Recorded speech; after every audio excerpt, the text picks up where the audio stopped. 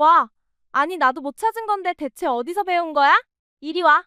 당장 씻어야겠어. 여기 남미의 매력적인 여성이 한국 남자의 손기술을 보더니 빨리 씻으라며 샤워실로 밀어넣고 있는데요. 그러곤 자연스럽게 그녀도 같이 들어가고 있습니다. 잠시 후 남자는 외마디 비명과 함께 얼굴이 달아오른 채 뛰어나오는데요. 대체 이건 무슨 상황일까요? 그리고 그녀는 한국 남자의 어떤 손기술에 그렇게 놀랬던 걸까요? 그녀에게 직접 들어보시죠. 구독과 좋아요는 감동 블라썸 영상 제작에 큰 힘이 됩니다. 안녕하세요. 제 이름은 루시아입니다. 콜롬비아 보고타 외곽의 작은 마을에서 태어나 자랐어요. 지금 생각해보면 정말 평범하면서도 행복한 어린 시절을 보냈습니다. 저희 집은 언제나 웃음소리로 가득했거든요. 아버지는 보고타에 있는 꽤 유명한 기업에서 엔지니어로 일하셨습니다. 매일 아침 일찍 나가셔서 저녁 늦게 돌아오시는 바쁜 분이셨지만 집에 계실 때는 항상 저와 어머니를 웃게 만드셨어요. 특히 아버지의 장난스러운 농담은 정말 재미있었습니다. 어머니가 요리를 하고 계시면 뒤에서 살그머니 다가가서 깜짝 놀래키시곤 했어요. 그러면 어머니는 또 시작이네 라며 웃으시면서도 기뻐하셨습니다. 어머니는 마을 초등학교에서 아이들을 가르치는 교사셨어요. 정말 밝고 따뜻한 분이셨습니다. 매일 아침 제가 일어나면 어머니의 콧노래가 집안을 가득 채우고 있었어요. 커피 향과 함께 들려오는 그 멜로디는 지금도 제 기억 속에 생생하게 남아 있습니다. 어머니는 항상 루시아, 오늘도 좋은 하루 보내자 라고 말씀하시며 제 이마에 뽀뽀를 해주셨어요. 부모님이 어떻게 만나셨는지는 자주 들었던 이야기입니다. 대학교 도서관에서 우연히 마주쳤는데 서로 첫눈에 반했다고 하셨어요. 아버지는 공과대학에서 공부하고 계셨고 어머니는 교육학과 학생이셨습니다. 아버지가 먼저 말을 걸었는데 너무 긴장해서 책을 떨어뜨렸다고 해요. 그 모습이 너무 귀여워서 어머니가 웃으셨다고 합니다. 그렇게 시작된 인연이 결혼으로 이어졌고 그 사랑의 결실이 바로 저였어요. 어린 시절 제 기억 속 저희 집은 정말 따뜻했습니다. 매일 저녁 식탁에 앉으면 아버지는 회사에서 있었던 재미있는 일들을 들려주셨어요. 어머니는 학교에서 만난 귀여운 아이들 이야기를 해주셨고요. 저는 그런 부모님의 이야기를 들으며 밥을 먹는 게 너무 좋았습니다. 때로는 아버지가 어머니 손을 잡고 춤을 추시기도 했어요. 그러면 저도 따라서 춤을 췄습니다. 주말이면 가족 나들이를 자주 갔어요. 보고타 시내로 나가서 공원을 산책하거나 가끔은 조금 멀리 있는 호수까지 가서 피크닉을 했습니다. 아버지는 제게 자전거 타는 법을 가르쳐 주셨고 어머니는 꽃 이름들을 알려주셨어요. 그런 평범한 일상들이 지금 생각해보면 얼마나 소중했는지 모릅니다. 학교에서 돌아오면 어머니가 항상 간식을 준비해두고 계셨어요. 따뜻한 우유와 함께 나오는 수제 쿠키의 맛은 정말 달콤했습니다.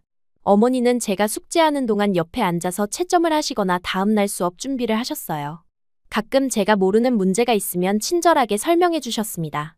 루시아는 정말 똑똑한 아이야 라고 칭찬해 주시는 어머니의 목소리가 아직도 귓가에 맴돕니다. 하지만 이런 행복한 시간들은 영원하지 않았어요. 제가 중학교에 입학하던 해봄, 모든 것이 바뀌었습니다.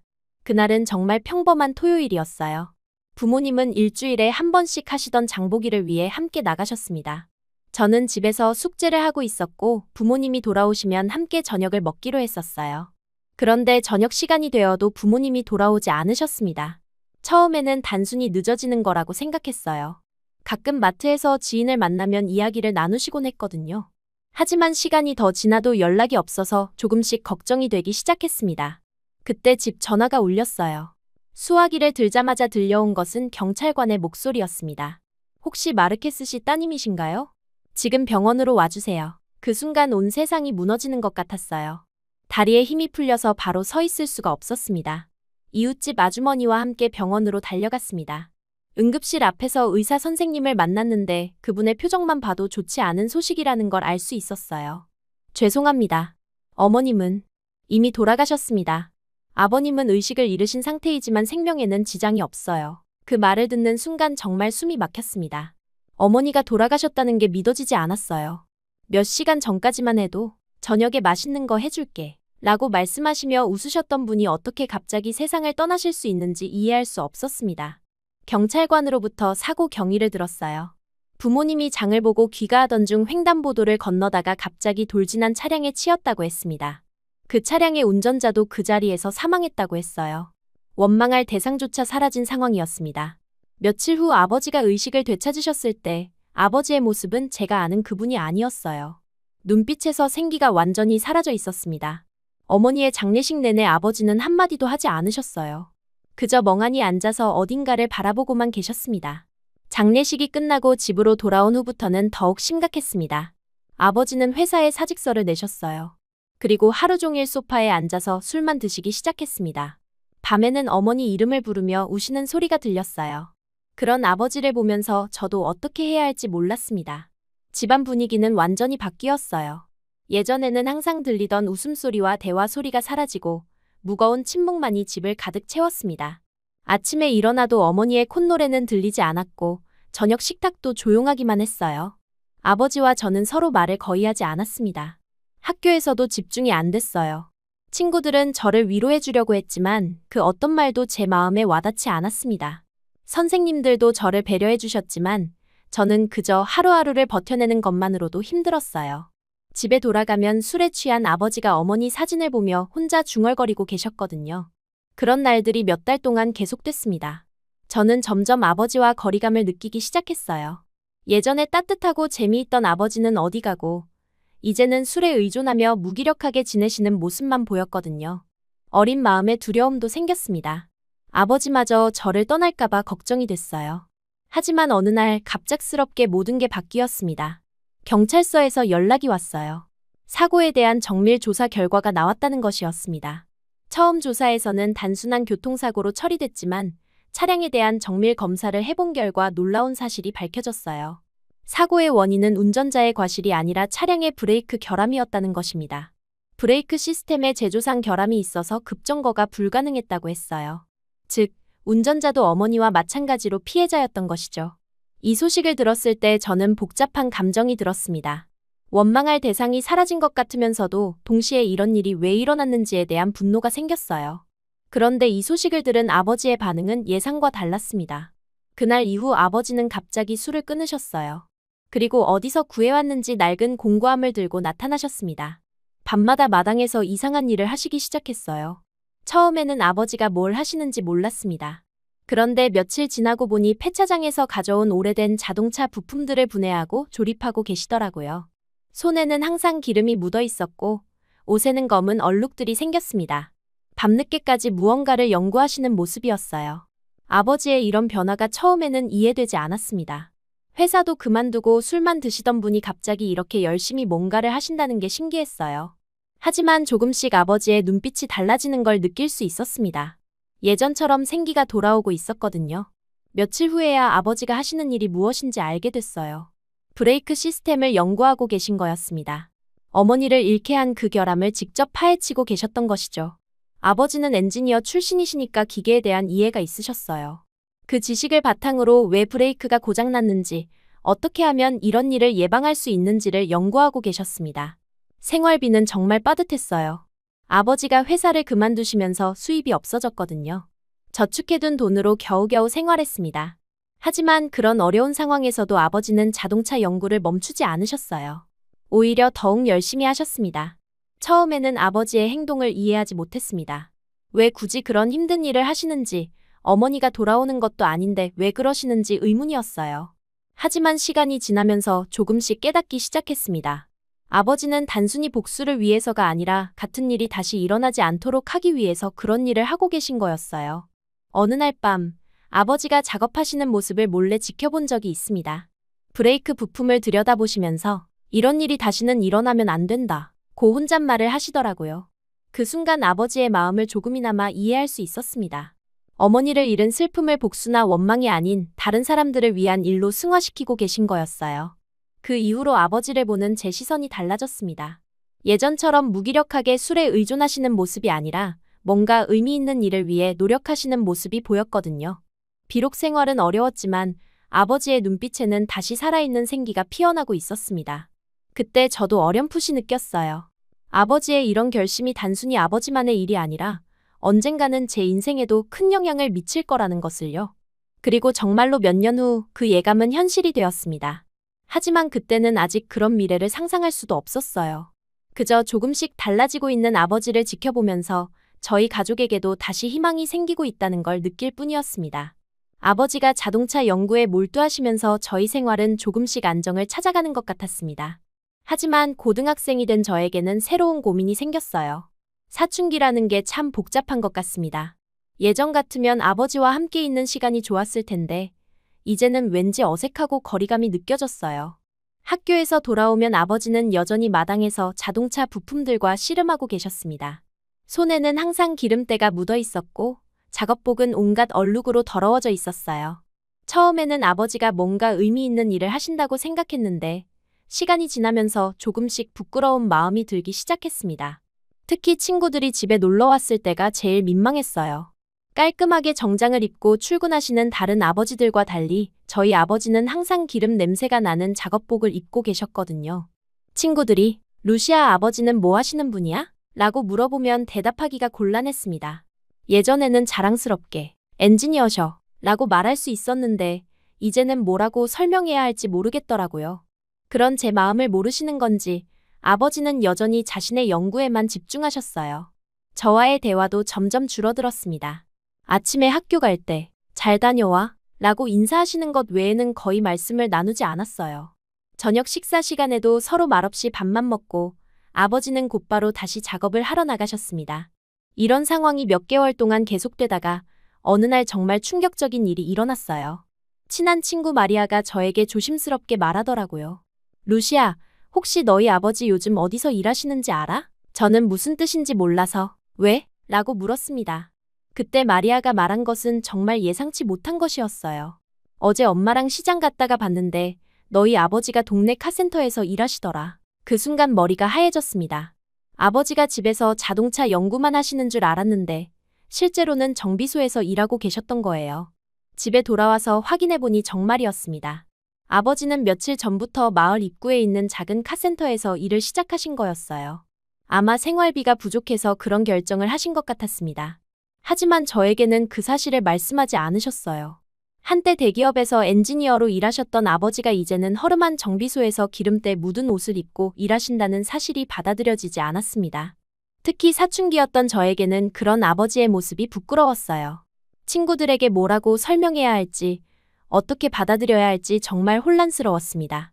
그날 이후로 저는 아버지와 더욱 거리를 두기 시작했어요. 아침에 인사도 대충 하고 저녁에도 빨리 방으로 들어가 버렸습니다. 아버지가 말을 걸어도 짧게 대답하고 끝냈어요. 마음 한편으로는 미안했지만 동시에 원망스러운 감정도 있었습니다. 학교에서도 집중이 안 됐어요.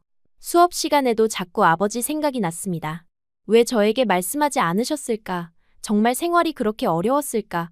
하는 생각들이 머릿속을 맴돌았어요. 친구들과 있을 때도 혹시 누군가 아버지 이야기를 꺼낼까봐 조마조마했습니다. 어느 날은 정말 화가 나서 아버지에게 따졌어요. 왜 카센터에서 일한다고 말하지 않으셨어요? 그런데 아버지는 담담하게 대답하셨습니다. 내가 알 필요 없다고 생각했어. 그리고 부끄러운 일도 아니고. 그 말이 더욱 속상했어요. 제 감정은 전혀 고려하지 않으시는 것 같았거든요. 그 이후로는 아예 대화가 없어졌습니다. 저는 학교가 끝나면 도서관에서 시간을 보내다가 늦게 집에 들어갔어요. 아버지는 여전히 카센터에서 일하시고 집에 오셔서도 자동차 연구를 계속하셨습니다. 같은 집에 살면서도 마치 남처럼 지냈어요. 이런 상황이 1년 넘게 계속됐습니다. 고등학교 3학년이 되면서 대학 진학 문제를 고민해야 했는데 아버지와 상의할 수도 없는 상황이었어요. 성적은 나쁘지 않았지만 등록금 문제가 걱정됐습니다. 아버지의 수입만으로는 대학 등록금을 감당하기 어려울 것 같았거든요. 그러던 어느 날 저는 중대한 결심을 했습니다. 차라리 독립해서 스스로 살아보자는 생각이 들었어요. 아르바이트를 해서 돈을 벌고 야간 대학이라도 다니면 되지 않을까 싶었습니다. 아버지와 이렇게 어색하게 지내는 것보다는 차라리 혼자 사는 게 나을 것 같았어요. 대학 원서 접수를 앞둔 어느 저녁, 저는 용기를 내어 아버지에게 말씀드렸습니다. 아빠, 저 이제 혼자 살아보고 싶어요. 독립하고 싶습니다. 아버지는 잠시 놀라신 것 같았지만 곧 고개를 끄덕이셨어요. 그래, 내가 원한다면. 그런데 그날 밤 예상치 못한 일이 일어났습니다. 아버지가 방문을 두드리시더니 조용히 말씀하셨어요. 루시아, 나와서 이야기 좀 하자. 아버지 손에는 술 한 병이 들려 있었습니다. 몇 년 전 어머니가 돌아가신 후 술을 끊으셨는데 정말 오랜만에 보는 모습이었어요. 거실에 앉아서 아버지는 조용히 말씀하시기 시작했습니다. 그래, 잘 됐다. 나도 이제 말 좀 해보자. 아버지의 목소리에는 평소와 다른 무거움이 있었어요. 그리고 이어진 아버지의 이야기는 저에게 큰 충격이었습니다. 루시아야, 아빠가 그동안 너한테 소홀했던 것 같다. 아버지는 잔을 기울이시며 천천히 말씀하셨어요. 사고 이후에 정말 많이 힘들었어. 내 엄마를 잃고 삶의 의미를 찾지 못하겠더라. 그 말을 들으니 가슴이 먹먹해졌습니다. 처음에는 정말 누군가를 저주하고 원망했어. 왜 하필 우리 가족에게 이런 일이 일어났는지 이해할 수 없었거든. 아버지의 눈가가 촉촉해지는 게 보였어요. 매일 밤 술을 마시면서 세상을 원망했지. 그 운전자를, 그 차를 만든 회사를, 심지어 하늘까지도 저주했어. 하지만 브레이크 결함이라는 조사 결과를 알게 된 후 아버지의 마음이 바뀌었다고 하셨습니다. 그 운전자도 피해자였다는 걸 알고 나니까 원망할 대상이 사라지더라. 그때 깨달았어. 이런 일이 다시는 일어나지 않게 만드는 게 내 엄마에게 해줄 수 있는 마지막 선물 같다고. 그래서 자동차 연구를 시작하신 거였습니다. 처음에는 집에서 혼자 공부하셨지만 실제 경험이 필요하다고 느끼셔서 카센터에서 일을 시작하신 거였어요. 부끄러운 일이 아니야, 루시아. 이 일을 통해서 정말 많은 걸 배우고 있어. 어떻게 하면 안전한 차를 만들 수 있는지, 어떤 문제들이 있는지, 아버지의 진심을 듣고 나니 제가 얼마나 이기적이었는지 깨달았습니다. 아버지는 자신의 체면이나 세상의 시선 따위는 신경 쓰지 않고 오직 어머니를 위해 그리고 다른 사람들을 위해 의미 있는 일을 하고 계셨던 거예요. 저는 그런 아버지를 부끄러워했던 자신이 너무 부끄러웠습니다. 미안해, 아빠. 그 순간 눈물이 쏟아졌어요. 몇 년 동안 쌓였던 오해와 원망 그리고 미안함이 한꺼번에 터져나왔습니다. 제가 정말 철없었어요. 아빠가 이런 마음으로 일하고 계시는 줄 몰랐어요. 아버지도 눈물을 흘리셨습니다. 아빠도 미안하다. 내 마음을 헤아리지 못했어. 이렇게 큰 아이가 된 내가 어떤 생각을 하는지 궁금하지 않았던 건 아닌데 용기가 없었나 봐. 그날 밤 저희는 정말 오랜만에 진솔한 대화를 나눴습니다. 어머니가 돌아가신 후 처음으로 서로의 마음을 털어놓았어요. 아버지는 그동안 얼마나 외로우셨는지, 저는 얼마나 혼란스러웠는지를 이야기했습니다. 그리고 그 대화가 끝날 무렵 저는 갑자기 결심이 섰습니다. 아빠, 저도 자동차를 공부하고 싶어요. 아버지는 깜짝 놀라셨어요. 정말이냐? 네, 정말입니다. 아빠가 하시는 일을 도와드리고 싶어요. 사실 그 전까지는 자동차에 대해 별로 관심이 없었습니다. 하지만 아버지의 이야기를 들으니 정말 의미 있는 일이라는 생각이 들었어요. 어머니를 잃게 한 그 사고가 다시는 일어나지 않도록 하는 일, 그보다 더 가치 있는 일이 어디 있을까요? 그 이후로 저는 자동차공학과 진학을 목표로 공부하기 시작했습니다. 아버지는 제 결정을 정말 기뻐하셨어요. 그리고 저에게 기초적인 자동차 지식들을 가르쳐주기 시작하셨습니다. 주말이면 함께 카센터에 가서 실제 작업도 지켜봤어요. 처음에는 정말 어려웠습니다. 공구 이름부터 시작해서 엔진 구조, 브레이크 시스템까지 배워야 할 게 너무 많았어요. 하지만 아버지가 차근차근 설명해 주셨고 저도 열심히 따라갔습니다. 특히 브레이크 시스템에 대해서는 정말 자세히 배웠어요. 고등학교 졸업 후 저는 무사히 자동차공학과에 입학할 수 있었습니다. 등록금은 아버지가 카센터에서 버신 돈과 제가 아르바이트로 번 돈을 합쳐서 마련했어요. 쉽지 않았지만 목표가 분명하니까 어려움도 이겨낼 수 있었습니다. 대학교 4년 동안 정말 열심히 공부했습니다. 이론 수업뿐만 아니라 실습도 열심히 참여했어요. 방학 때는 아버지와 함께 카센터에서 일하면서 실무 경험을 쌓았습니다. 대학 교수님들도 제가 실무 경험이 많다고 칭찬해 주셨어요. 졸업을 앞두고 아버지와 상의해서 저희만의 카센터를 열기로 했습니다. 그동안 일하던 곳에서 독립해서 작은 가게를 차린 거예요. 마르케스 카센터라는 간판을 달고 아버지와 저 두 사람이서 운영을 시작했습니다. 처음에는 손님이 많지 않았어요. 마을 사람들도 저희를 믿고 차를 맡기기까지는 시간이 필요했습니다.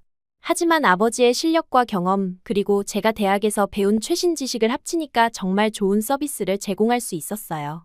특히 복잡한 고장이나 원인을 찾기 어려운 문제들을 잘 해결했습니다. 아버지는 오랜 경험으로 문제를 빠르게 파악하셨고 저는 이론적 지식으로 정확한 해결책을 제시했어요. 점점 입소문이 나면서 손님들이 늘어났습니다. 마을 사람들은 저를 차를 고치는 효녀라고 불렀어요. 여자가 자동차 정비 일을 한다는 게 흔한 일이 아니었거든요. 하지만 저는 그런 시선들이 전혀 신경 쓰이지 않았습니다. 아버지와 함께 의미 있는 일을 하고 있다는 자부심이 컸어요. 몇 년 동안 정말 행복한 시간을 보냈습니다.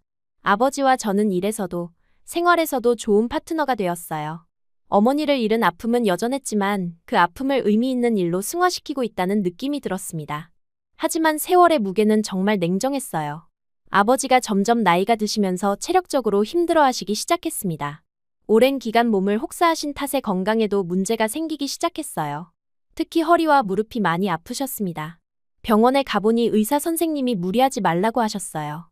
하지만 아버지는 쉽게 일을 그만두려 하지 않으셨습니다. 아직 할 일이 많이 남았어 라고 말씀하시며 계속 일하려고 하셨어요. 저는 그런 아버지가 걱정됐지만 강제로 말릴 수도 없었습니다. 결국 몇 개월 후 아버지는 몸이 많이 안 좋아지셔서 카센터 일을 줄이시게 됐어요. 대부분의 작업을 제가 혼자 해야 했습니다. 처음에는 부담스러웠지만 그동안 아버지에게 배운 것들이 많은 도움이 됐어요. 혼자서 카센터를 운영하는 것은 정말 쉽지 않았습니다. 체력적으로도 힘들었고 모든 책임을 혼자 져야 한다는 부담감도 컸어요. 하지만 아버지가 시작하신 일을 계속 이어가고 싶었습니다. 그리고 마을 사람들이 저를 믿고 차를 맡겨주시는 것도 보람이었어요. 그렇게 몇 달을 혼자 버텨오던 어느 날이었습니다. 평소와 다름없이 일을 하고 있는데 정말 이상한 차 한 대가 들어왔어요. 고객이 시동이 안 걸린다고 가져온 차였는데 아무리 봐도 원인을 찾을 수가 없었습니다. 먼저 배터리부터 확인해 봤습니다. 전압도 정상이고 연결 상태도 깨끗했어요. 그 다음에는 연료 펌프를 점검했는데 이것도 문제 없었습니다. 점화 플러그도 새 것처럼 깨끗했고 퓨즈들도 모두 정상이었어요. 정말 답답했습니다. 오전 내내 그 차와 씨름했지만 원인을 찾을 수 없었어요. 점심도 제대로 먹지 못하고 계속 차 밑에 들어가서 이것저것 확인해봤습니다. 손에는 기름때가 묻고 옷도 더러워졌는데 진전이 없었어요. 이런 일은 정말 처음이었습니다. 오후가 되어서도 마찬가지였어요. 전기 계통을 다시 한번 점검하고 연료 라인도 분해해서 살펴봤습니다. 심지어 ECU까지 확인해봤는데도 이상이 없었어요. 정말 미칠 것 같았습니다. 아버지가 계셨다면 금방 해결하셨을 텐데 저 혼자서는 도무지 답을 찾을 수 없었어요. 해가 지기 시작할 무렵 저는 완전히 지쳐 있었습니다. 구리스통 옆에 털썩 주저앉아서 한숨을 쉬고 있었어요. 고객한테 뭐라고 설명해야 할지 내일 다시 해봐야겠다고 말씀드려야 하나 고민하고 있었습니다. 그런 제 모습이 초라하게 느껴졌어요. 바로 그때였습니다. 카센터 문이 열리더니 낯선 남자가 들어왔어요. 키가 크고 말끔한 셔츠를 입은 외국인이었습니다. 얼굴을 보니 동양인인 것 같았는데 일본 사람인가 싶었어요. 하지만 어눌한 스페인어로 말을 걸어왔습니다. 그 남자는 길을 묻고 있었어요. 시내로 가는 방향을 물어보는 거였습니다. 평소라면 친절하게 설명해드렸을 텐데 그날은 정말 기분이 안 좋았거든요. 짜증이 섞인 말투로 대충 방향만 가르쳐줬습니다. 빨리 가라는 식으로 손짓도 했어요. 그런데 그 순간 정말 어이없는 일이 일어났습니다. 제가 몸을 돌리는데 발이 미끄러진 거예요. 바닥에 기름이 묻어 있었거든요. 균형을 잃으면서 옆에 있던 구리스통을 발로 차버렸습니다. 통이 넘어지면서 안에 들어있던 찐득한 기름이 사방으로 튀었어요. 최악인 것은 그 기름이 고스란히 남자에게 쏟아진 거였습니다. 말끔했던 셔츠와 바지가 순식간에 검은 기름으로 범벅이 됐어요. 저도 넘어지면서 온몸이 기름투성이가 됐습니다. 정말 부끄럽고 당황스러웠어요. 그 남자는 갑작스러운 상황에 놀란 것 같았지만 화를 내지 않았습니다. 오히려 조심스럽게 물어봤어요. 괜찮냐고, 다치지 않았냐고요. 한국식 영어였는데 발음이 귀여웠습니다. 그제서야 한국 사람이라는 걸 알았어요. 저는 정말 미안했지만 동시에 짜증도 났습니다. 하루 종일 차 때문에 스트레스 받고 있었는데 이런 일까지 생긴 거거든요. 최악이라고 투덜거렸는데 그 남자는 부드럽게 웃더라고요. 화낼 법도 한데 전혀 화내지 않는 모습이 신기했습니다. 그런데 더 놀라운 일이 일어났어요. 그 남자가 갑자기 제가 고생하고 있던 차를 보더니 뭔가 알겠다는 표정을 지었습니다. 배선 문제가 아니냐고 물어보는 거예요. 저는 어이가 없었습니다. 하루 종일 제가 못 찾은 문제를 길 가던 사람이 한눈에 안다는 게 말이 되나요? 처음에는 그냥 아는 척하는 건 아닌가 싶어서 말렸어요. 위험하니까 만지지 말라고요. 하지만 그 남자는 정말 확신에 찬 표정이었습니다. 한국에서 군대를 다녀왔다고 운전병이었다고 설명해줬어요. 이런 문제를 자주 겪어봤다고 하더라고요. 반신반의하면서 지켜보는데 그 남자의 손놀림이 정말 놀라웠습니다. 마치 수년간 정비 일을 해온 사람처럼 능숙하게 차 밑으로 들어가더니 정확한 부위를 찾아갔어요. 저도 모르게 감탄이 나왔습니다. 몇 분 후에 나와서는 시동을 걸어보라고 하더라고요. 반신반의하면서 시동키를 돌렸는데 정말 믿을 수 없게도 한 번에 시동이 걸렸습니다. 하루 종일 씨름했던 문제가 몇 분 만에 해결된 거예요. 어떻게 한 거냐고 물어봤더니 배선 연결 부위에 접촉 불량이 있었다고 설명해줬습니다. 습기 때문에 부식이 생겨서 전기가 제대로 통하지 않았던 거라고요. 정말 간단한 문제였는데 제가 찾지 못했던 거였어요. 부끄럽기도 하고 고맙기도 했습니다. 그런데 문제는 저희 둘 다 기름 범벅이 되어 있다는 것이었어요. 특히 그 남자는 깨끗했던 옷이 완전히 망가진 상태였습니다. 정말 죄송했어요. 어떻게 사과해야 할지 몰랐습니다. 그래서 카센터 뒤쪽에 있는 제 숙소로 데려갔어요. 샤워를 하고 옷도 갈아입으라고 했습니다. 구리스는 보통 비누로는 잘 안 빠지거든요. 특별한 세제를 써야 해요. 그런 것들을 다 챙겨서 드렸습니다. 그런데 여기서 정말 웃긴 일이 일어났어요. 콜롬비아에서는 이런 상황에서 함께 씻는 게 자연스러운 일이거든요. 그래서 저도 당연하게 샤워실로 따라 들어갔습니다. 그런데 그 한국 남자가 완전히 기겁을 하더라고요. 얼굴이 빨갛게 달아오르면서 어쩔 줄 몰라 했어요. 콜롬비아에서는 이런 게 자연스러운 거냐고 물어보는데 그 당황한 표정이 너무 귀여웠습니다. 그제서야 한국과 콜롬비아의 문화 차이를 깨달았어요. 한국에서는 이런 게 흔한 일이 아니구나 싶었습니다. 그래서 웃으면서 나왔어요. 그 남자가 정말 부끄러워하면서도 고마워하는 모습이 인상적이었습니다. 샤워를 마치고 나서 거실에서 커피를 마시며 이야기를 나눴습니다. 그제서야 제대로 된 대화를 할 수 있었어요. 그 남자의 이름은 박성호였고 한국에서 IT 회사에 다니는 직장인이라고 했습니다. 성호 씨는 정말 흥미로운 사람이었어요. 한국에서 군복무를 할 때 운전병으로 근무했다고 하더라고요. 그때 각종 차량 정비를 직접 했기 때문에 자동차에 대해 어느 정도 아는 게 있다고 설명해줬습니다. 겸손하게 말했지만 실력은 정말 대단했어요. 특히 제가 겪었던 문제에 대해서도 자세히 설명해줬습니다. 한국 군대에서도 비슷한 문제가 자주 발생했다고 해요. 습도가 높은 환경에서 전기 계통에 문제가 생기는 경우가 많다고 하더라고요.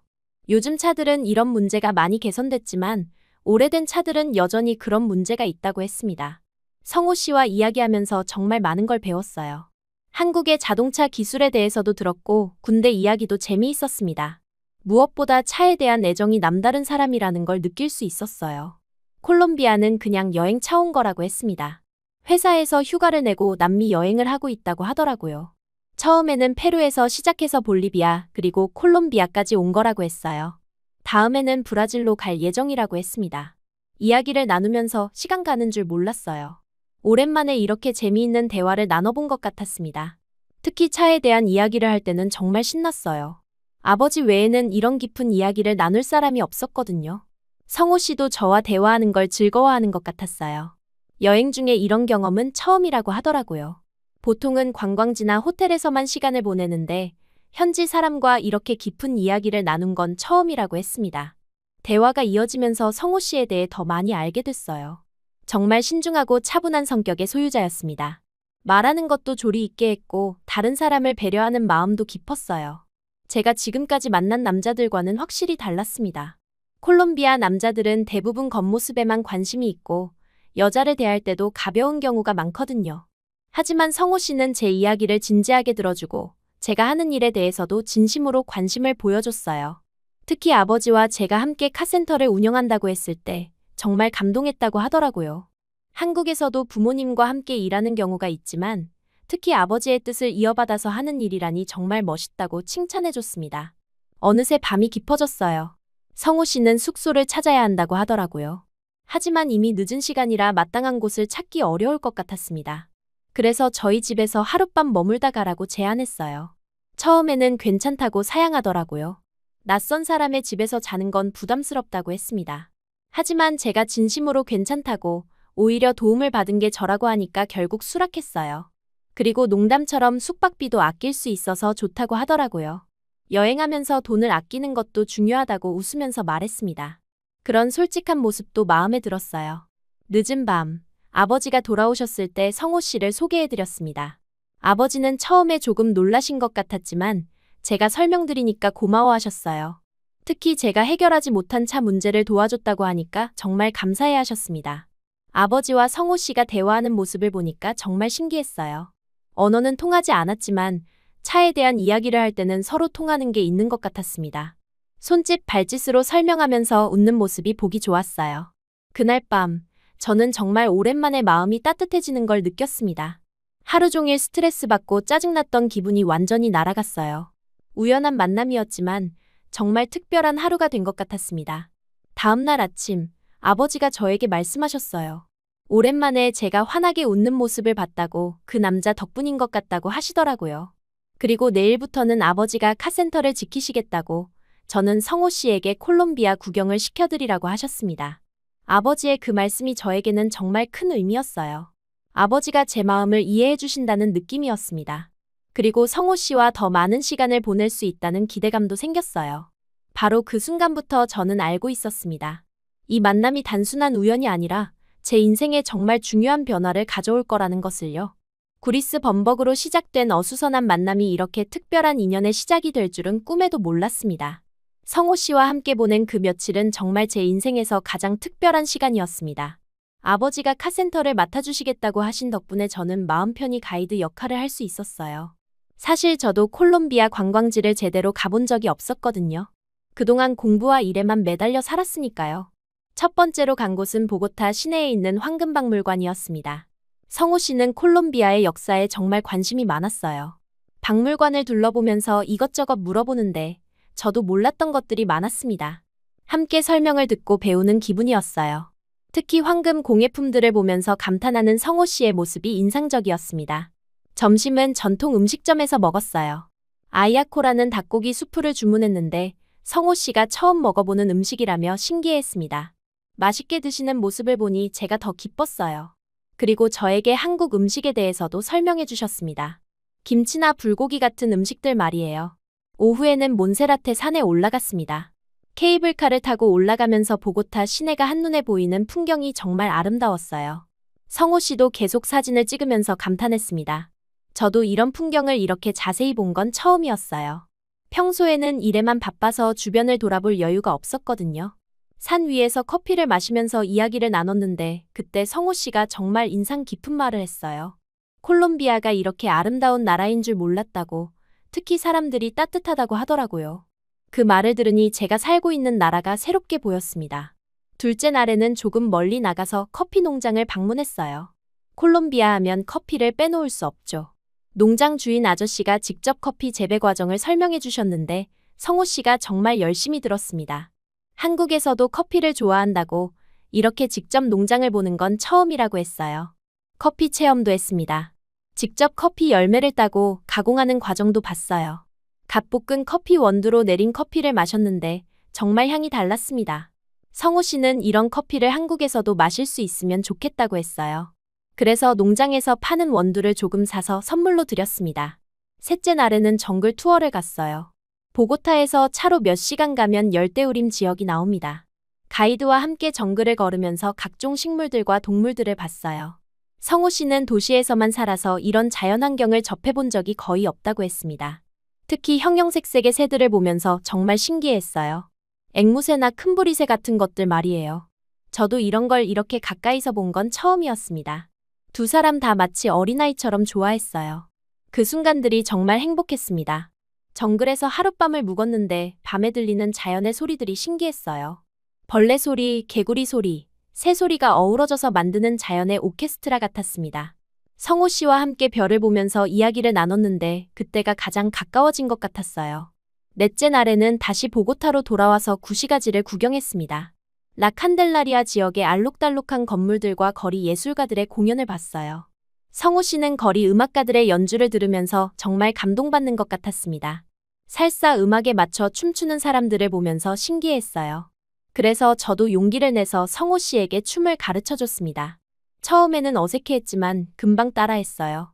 비록 서툴렀지만 함께 춤을 추는 게 정말 즐거웠습니다. 주변 사람들도 박수를 쳐주고 응원해줬어요. 저녁에는 노을이 지는 광장에서 시간을 보냈습니다. 하늘이 온통 주황빛으로 물들면서 정말 아름다웠어요. 성호 씨도 이런 노을은 처음 본다고 했습니다.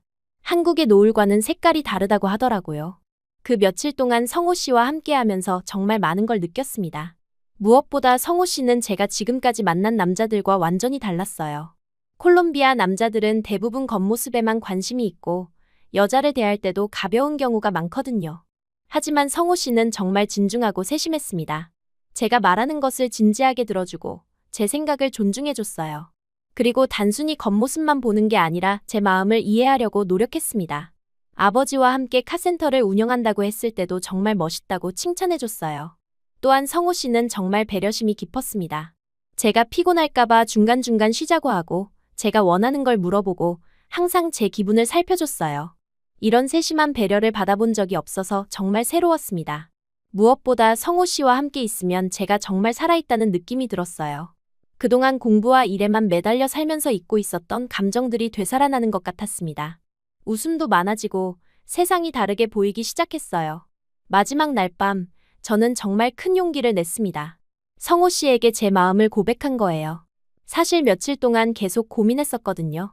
이런 감정이 사랑인지 아니면 단순한 호감인지 확신이 서지 않았어요. 하지만 성호 씨와 함께 보낸 시간들을 돌이켜보니 확실해졌습니다. 이건 단순한 호감이 아니라 진짜 사랑이었어요. 그래서 용기를 내어 말했습니다. 나 당신을 좋아한다고, 사랑한다고요. 성호 씨도 같은 마음이었다고 고백해줬습니다. 처음 만났을 때부터 특별한 느낌이 있었다고, 며칠 동안 함께하면서 그 감정이 확실해졌다고 했어요. 그 말을 들으니 정말 기뻤습니다. 그날 밤, 저희는 처음으로 서로를 완전히 느꼈습니다. 처음이었지만 어색하지 않았어요. 오히려 너무 자연스럽고 아름다웠습니다. 성호 씨도 저를 정말 소중하게 대해줬어요. 그 순간 저는 정말로 살아있다는 감정을 느꼈습니다. 하지만 행복한 시간은 너무 짧았어요. 성호 씨는 이미 정해진 일정에 따라 한국으로 돌아가야 했습니다. 공항에 배웅을 갔는데 정말 마음이 아팠어요. 언제 다시 만날 수 있을지 알 수 없었거든요. 성호 씨도 정말 아쉬워했습니다. 좀 더 오래 있고 싶지만 회사 일 때문에 어쩔 수 없다고 했어요. 하지만 꼭 연락하겠다고, 이 관계를 계속 이어가고 싶다고 말해줬습니다. 그렇게 장거리 연애가 시작됐습니다. 처음에는 매일 영상통화를 했어요. 시차 때문에 저는 새벽에, 성호 씨는 저녁에 통화했습니다. 서로의 일상을 공유하고 보고 싶다는 말을 주고받았어요. 편지도 자주 주고받았습니다. 이메일로도 보내고 실제 편지도 우편으로 보냈어요. 성호 씨가 보낸 한국 엽서들을 받으면 정말 기뻤습니다. 한국의 사계절 풍경이나 전통 건물들의 사진이 담긴 엽서들이었어요. 하지만 시간이 지나면서 현실의 벽이 높다는 걸 느끼기 시작했습니다. 우선 성호 씨의 부모님이 문제였어요. 아들이 외국 여자와 사귄다는 사실을 좋아하지 않으셨습니다. 특히 콜롬비아라는 나라에 대해 좋지 않은 선입견을 가지고 계신 것 같았어요. 성호 씨가 부모님께 저에 대해 이야기했을 때 처음 반응이 좋지 않았다고 했습니다. 너무 멀리 있는 사람이고 문화도 다르고 언어도 다른데 어떻게 제대로 된 연애를 할 수 있겠냐고 하셨다고 해요. 저희 쪽 상황도 점점 어려워졌습니다. 아버지의 건강이 악화되기 시작한 거예요. 오랜 기간 무리하신 탓인지 허리와 무릎이 많이 아프셨고 게다가 다른 건강 문제도 생겼습니다. 병원비가 점점 늘어났어요. 저는 아버지 치료비를 마련하기 위해 일거리를 늘려야 했습니다. 카센터 일 외에도 다른 정비소에서 아르바이트를 했어요. 하루에 12시간 이상 일하는 날이 많아졌습니다. 당연히 성호 씨와 통화할 시간도 줄어들었고요. 그런 상황에서 성호 씨가 정말 고마운 일을 해줬습니다. 자신의 월급 일부를 콜롬비아로 보내준 거예요. 아버지 치료비에 조금이라도 도움이 됐으면 좋겠다고 했습니다. 콜롬비아 화폐로는 꽤 큰 액수였어요.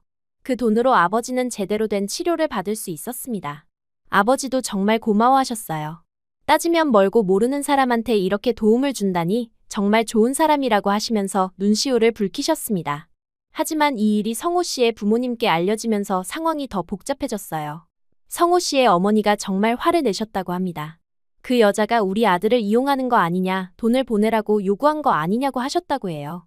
사실 저는 성호 씨에게 돈을 달라고 한 적이 없었습니다. 아버지가 아프다는 이야기는 했지만 도움을 요청한 건 아니었어요. 성호 씨가 자발적으로 도와준 거였습니다. 하지만 부모님은 그렇게 생각하지 않으셨던 것 같아요. 성호 씨도 부모님과 많이 갈등했다고 했습니다.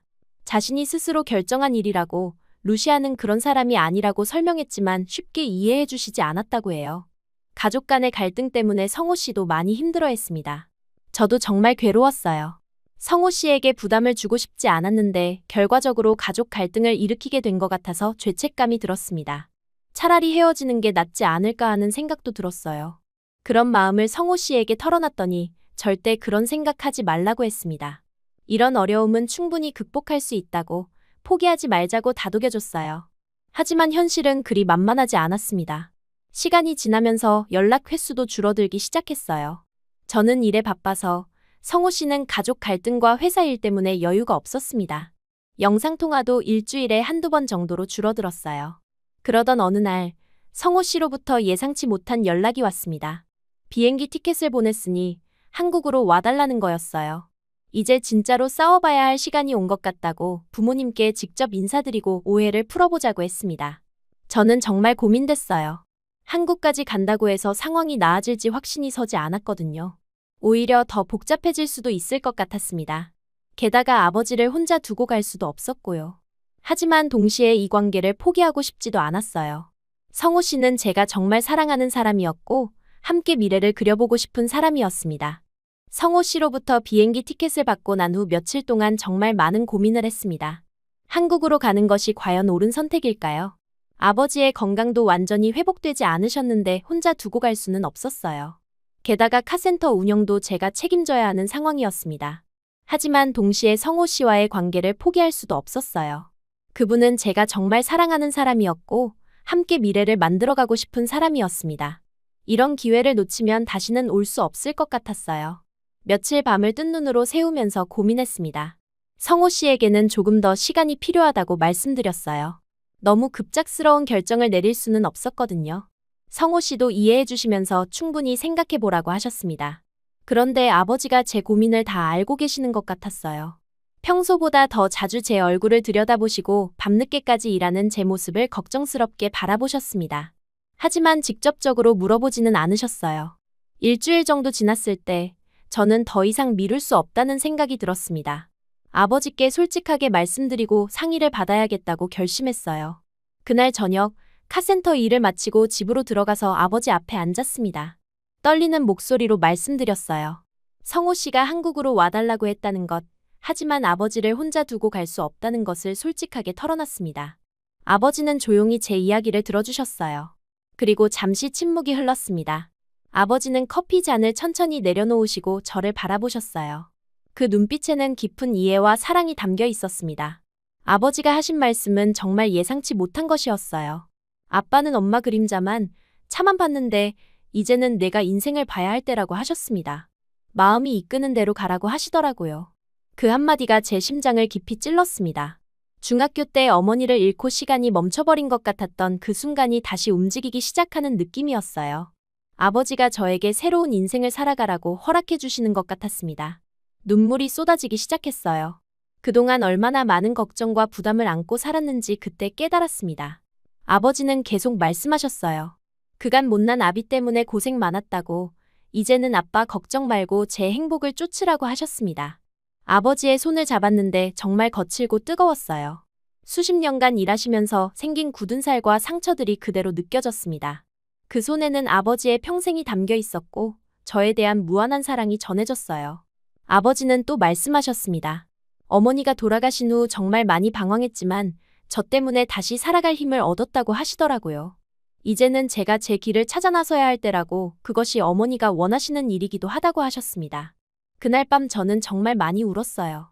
기쁨과 슬픔, 감사와 걱정이 한꺼번에 몰려왔습니다. 아버지의 허락을 받았지만 동시에 정말 혼자 두고 가도 될까 하는 걱정도 컸거든요. 하지만 아버지는 제 걱정을 알아차리시고 안심시켜 주셨어요. 건강도 많이 좋아지셨고 카센터도 혼자서 충분히 운영할 수 있다고 하셨습니다. 무엇보다 제가 행복해지는 게 가장 중요하다고 강조하셨어요. 그 다음날 바로 성호 씨에게 연락했습니다. 한국으로 가겠다고 아버지께서 허락해 주셨다고 말씀드렸어요. 성호 씨는 정말 기뻐하시면서 모든 준비를 도와주겠다고 하셨습니다. 비자 준비부터 시작해서 한국에서 필요한 것들을 하나하나 챙겨주셨어요. 한국의 날씨나 문화에 대해서도 미리 설명해 주셨습니다. 특히 부모님을 만날 때 어떻게 행동해야 하는지, 한국의 예의에 대해서도 자세히 가르쳐 주셨어요. 출발 준비를 하면서 정말 많은 생각이 들었습니다. 처음 해외여행이었거든요. 지금까지 콜롬비아를 벗어나 본 적이 없었는데 갑자기 지구 반대편까지 가게 된 거예요. 설레면서도 두려웠습니다. 아버지는 제가 준비하는 모습을 지켜보시면서 여러 가지 조언을 해주셨어요. 한국은 예의를 중시하는 나라니까 항상 정중하게 행동하라고, 성호 씨 부모님께 좋은 인상을 드리라고 하셨습니다. 출발 전날 밤, 아버지와 마지막 대화를 나눴어요. 아버지는 제게 어머니의 반지를 주시면서 이걸 끼고 가라고 하셨습니다. 어머니가 항상 함께 있을 거라고, 그러니까 용기를 내라고 말씀해 주셨어요. 공항에 갈 때 아버지가 직접 배웅을 나와주셨습니다. 평소에는 감정 표현을 잘 안 하시는 분인데 그날은 정말 많이 우시더라고요. 저도 아버지와 헤어지는 게 너무 아쉬웠습니다. 하지만 아버지는 끝까지 저를 격려해 주셨어요. 걱정하지 말고 가라고, 잘 될 거라고 믿는다고 하셨습니다. 그리고 성호 씨는 좋은 사람이니까 믿고 따라가라고 하시더라고요. 드디어 비행기에 올랐습니다. 13시간이라는 긴 비행 시간이었어요. 창밖으로 콜롬비아가 점점 멀어지는 걸 보면서 정말 복잡한 기분이었습니다. 고향을 떠나는 아쉬움과 새로운 시작에 대한 기대감이 교차했어요. 비행기 안에서 한국에 대해 공부했습니다. 성호 씨가 준비해준 한국 문화책도 읽고 간단한 한국어도 연습해봤어요.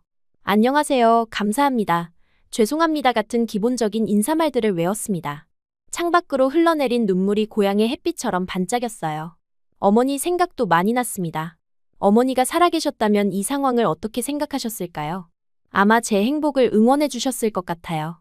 한국에 도착했을 때는 정말 신기했습니다. 인천공항이 너무 크고 현대적이어서 놀랐어요. 그리고 모든 사람들이 동양인이라는 것도 새로웠습니다. 콜롬비아에서는 동양인을 보기 힘들거든요. 성호 씨가 공항에서 기다리고 계셨어요. 몇 달 만에 다시 만나는 거였는데 영상통화로만 보다가 실제로 만나니까 정말 감격스러웠습니다.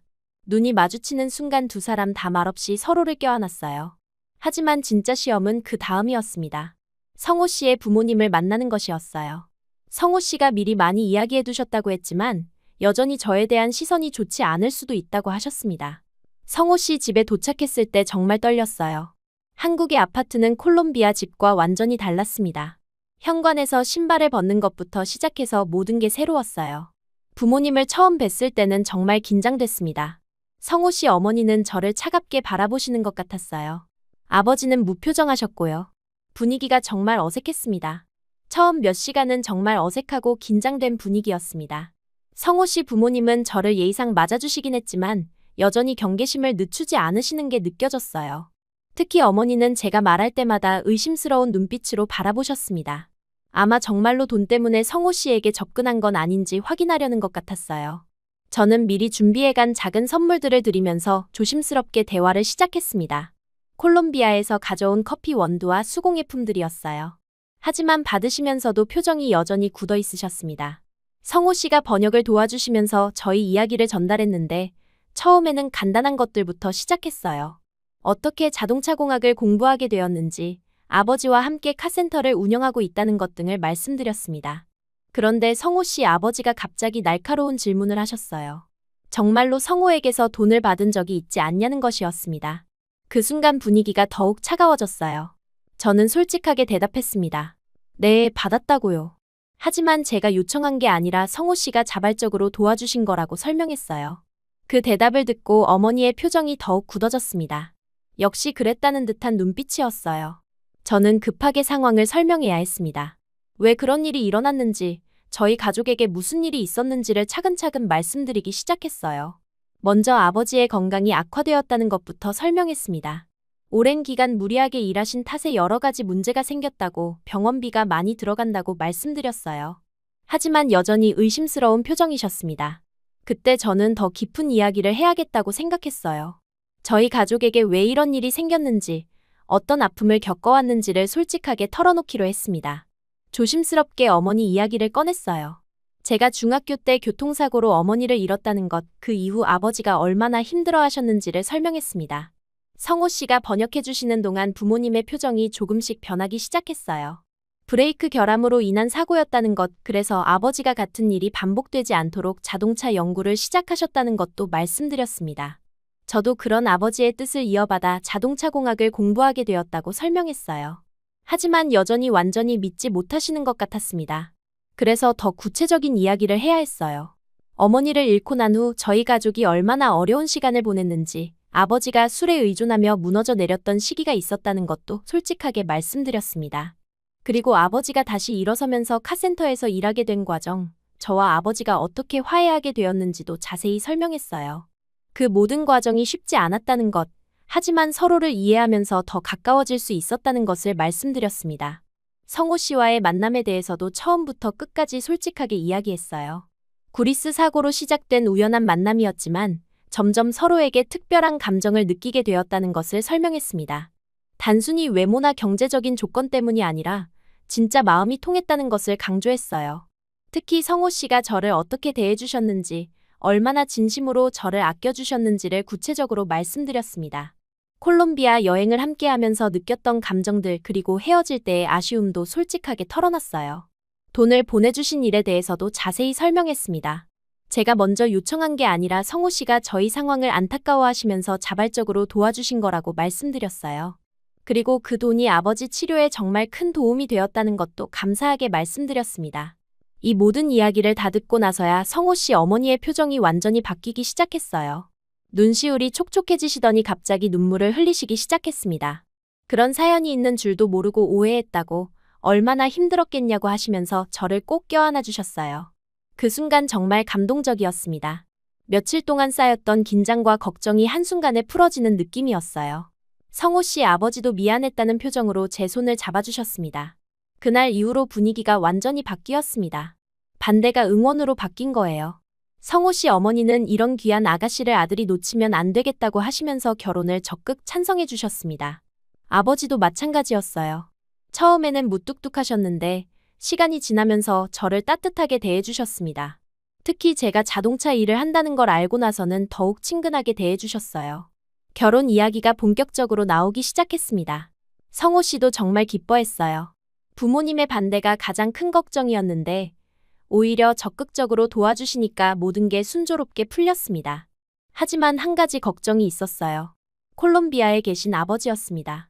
결혼식에 참석하실 수 있을까 걱정됐거든요. 건강도 완전히 회복되지 않으셨는데 먼 길을 오실 수 있을지 확신이 서지 않았어요. 성호 씨 부모님께서 정말 좋은 제안을 해주셨습니다. 아버지를 한국으로 모셔오겠다고, 치료도 한국에서 받으시면 어떻겠냐고 하시더라고요. 한국의 의료 기술이 좋으니까 더 나은 치료를 받으실 수 있다고 하셨습니다. 아버지께 연락드려서 상황을 설명했어요. 처음에는 부담스러워 하셨지만 제 결혼식에 꼭 참석하고 싶다고 하시면서 결국 오시기로 하셨습니다. 성호 씨 부모님이 모든 준비를 도와주셨어요. 아버지가 한국에 도착하셨을 때 정말 감격스러웠습니다. 몇 달 만에 만나는 거였는데 한국까지 오시느라 고생 많으셨을 것 같았어요. 하지만 아버지는 오히려 신기해하시면서 한국의 발전된 모습에 감탄하셨습니다. 성호 씨 부모님과 저희 아버지가 처음 만나실 때는 정말 긴장됐어요. 언어도 통하지 않고 문화도 다른데 잘 지내실 수 있을까 걱정됐거든요. 하지만 우려와 달리 정말 잘 어울리셨습니다. 특히 자동차 이야기를 할 때는 언어가 통하지 않아도 서로 이해하시는 것 같았어요. 성호 씨 아버지도 차에 관심이 많으셨거든요. 두 분이 손짓 발짓으로 대화하시는 모습이 정말 보기 좋았습니다. 성호 씨 어머니는 저희 아버지를 정말 잘 돌봐주셨어요. 한국 음식도 입맛에 맞게 해주시고 병원도 함께 다녀주셨습니다. 아버지도 성호 씨 부모님을 정말 좋아하셨어요. 결혼 준비는 정말 순조롭게 진행됐습니다. 두 가족이 모두 도와주시니까 어려운 일이 없었어요. 특히 성호 씨 어머니가 한국 전통 예식에 대해 자세히 설명해 주셔서 많이 배웠습니다.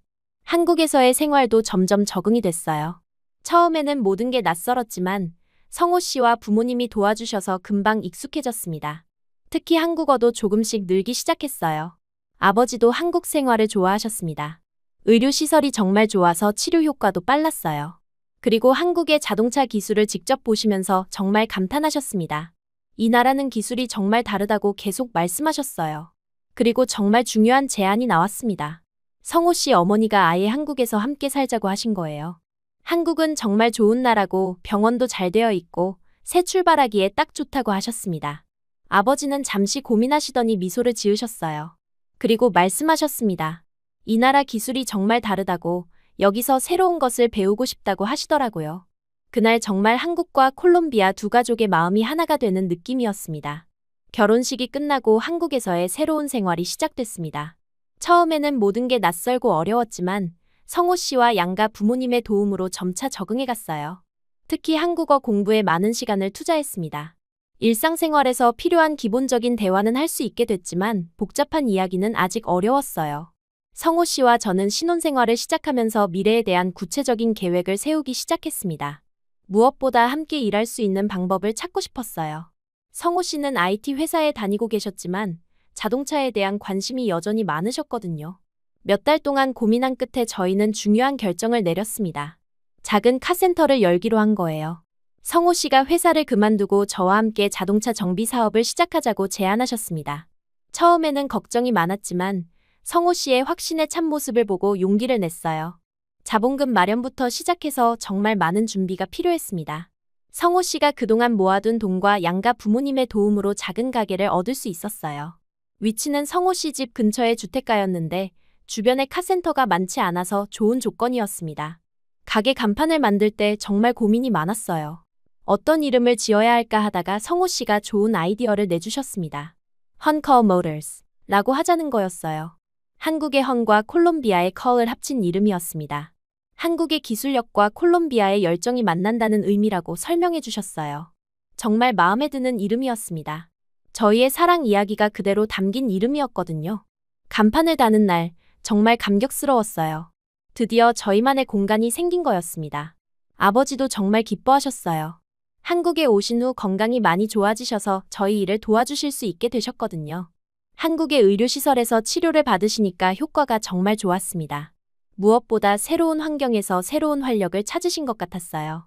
카센터 준비를 하면서 아버지가 한국의 자동차 기술에 정말 감탄하셨습니다. 콜롬비아와는 차원이 다른 수준이라고 계속 말씀하셨어요. 특히 전자 장비들이나 진단 도구들을 보시고는 정말 놀라워하셨습니다. 성호 씨도 아버지로부터 많은 것을 배웠어요. 군대에서 배운 기본적인 지식은 있었지만 실제 정비 경험은 부족했거든요.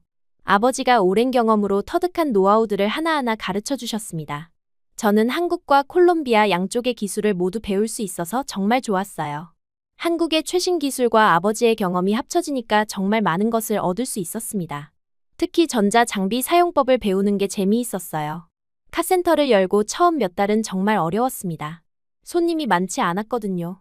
새로운 가게라 사람들이 믿고 맡기기를 망설였던 것 같아요. 게다가 제가 외국인이라는 것도 부담스러워하는 분들이 있었습니다.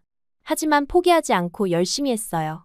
한 분 한 분 정성껏 서비스해드렸고 정확한 진단과 꼼꼼한 수리로 신뢰를 쌓아갔습니다.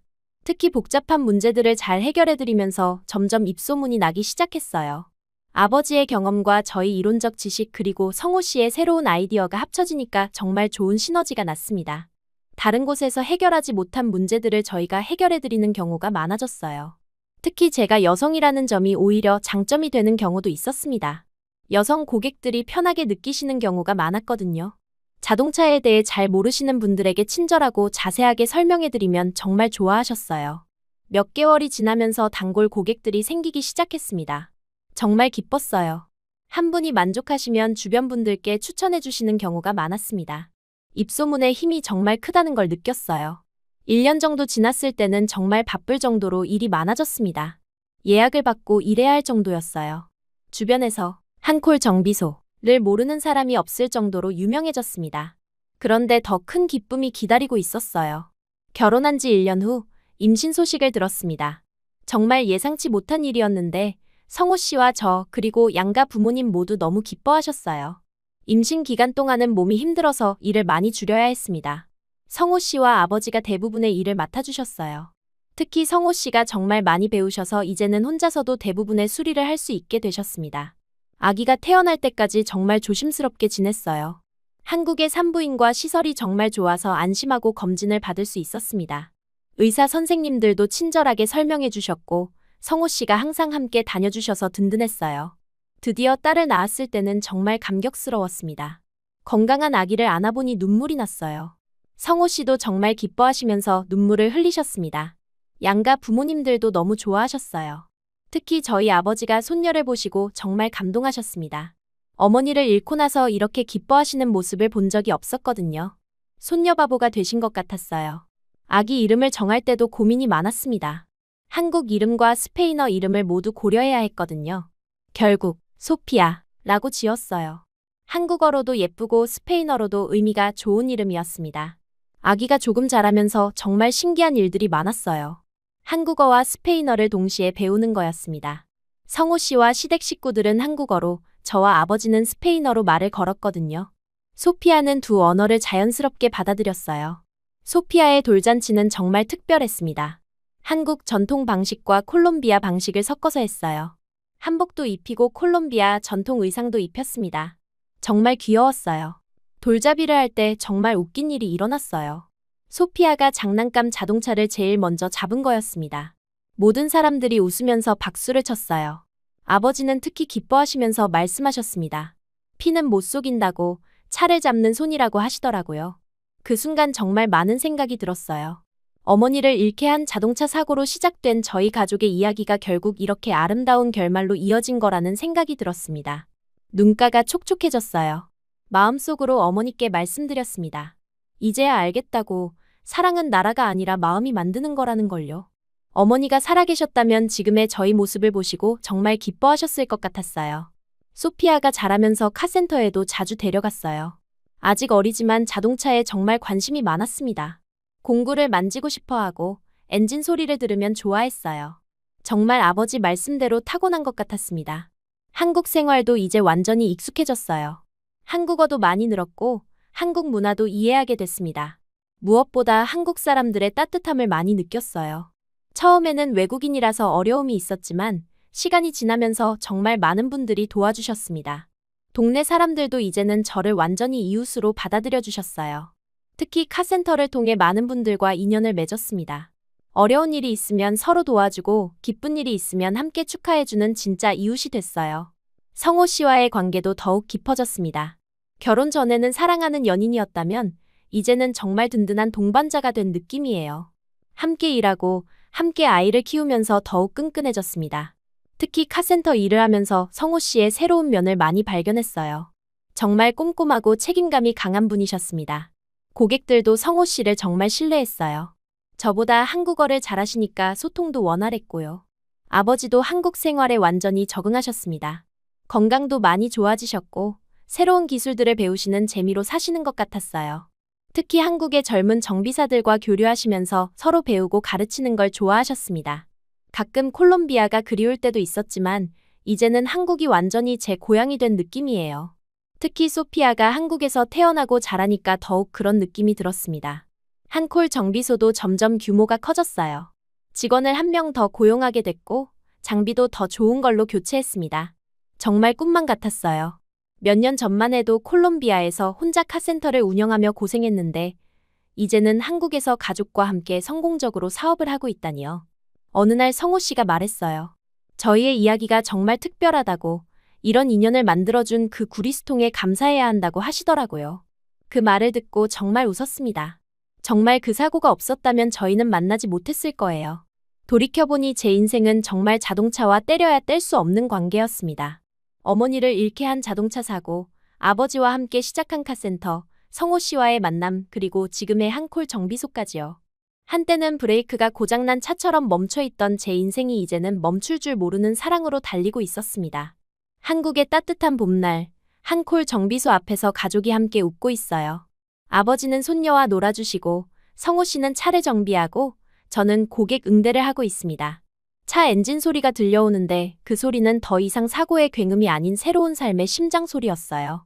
자동차 사고로 시작된 비극이 결국 한국의 손기술과 진심으로 완성된 사랑의 기적이 되었습니다.